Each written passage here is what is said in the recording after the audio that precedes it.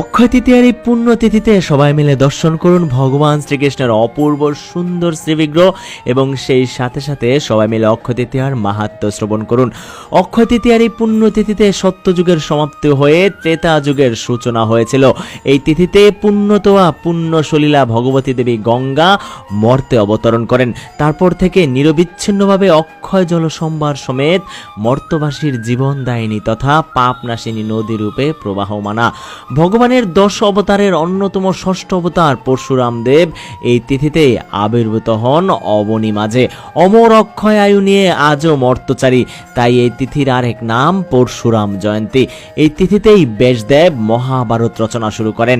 মহাভারতের মধ্যে 25 থেকে 42 পর্যন্ত 18 অধ্যায় গীতায় ভগবান শ্রীকৃষ্ণের বাণী রয়েছে, যা অনন্তকাল হতে আমাদের ভবসাগর উত্তোলনের অক্ষয় পথ প্রদর্শক।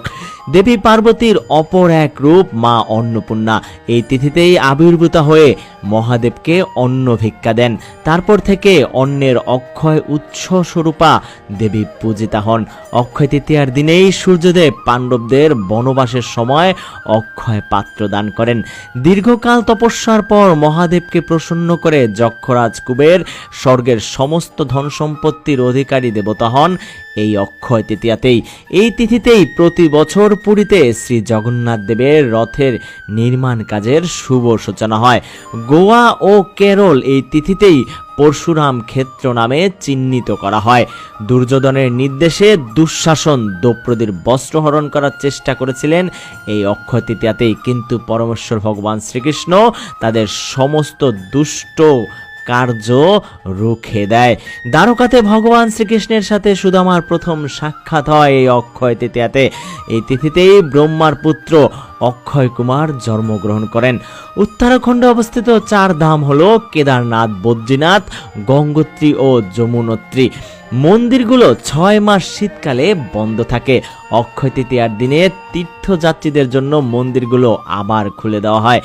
বছরে একবার অক্ষয় তৃতীয়ার দিনে বাঁকে বিহারী মন্দিরের শ্রীকৃষ্ণের চরণ দর্শন করানো হয়। মাধবেন্দ্রপুরী পাদে এই অক্ষয় তৃতীয়ার দিনেই ভগবানের শ্রীঅঙ্গে চন্দন লেপন করেন। এই দিন থেকেই টানা 21 দিন চন্দন যাত্রার শুভ সূচনা হয় বৃন্দাবন সহ সমস্ত রাধা কৃষ্ণের মন্দিরে।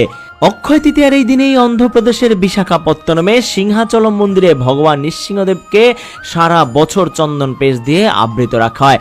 অক্ষয় তৃতীয়ার এই দিনেই নরনারায়ণ অবতারণ করেছিলেন, তাই এই দিনটির বিশেষ তাৎপর্য রয়েছে।